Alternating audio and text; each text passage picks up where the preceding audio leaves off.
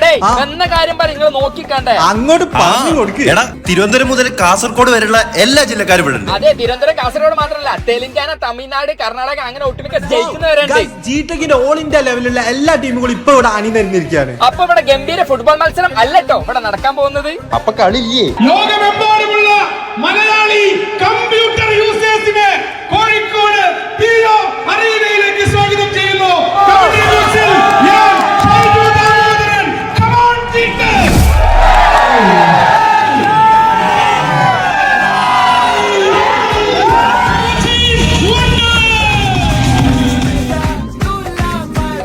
Anniversary celebration ആണ് ശരിക്കും ജീസോം.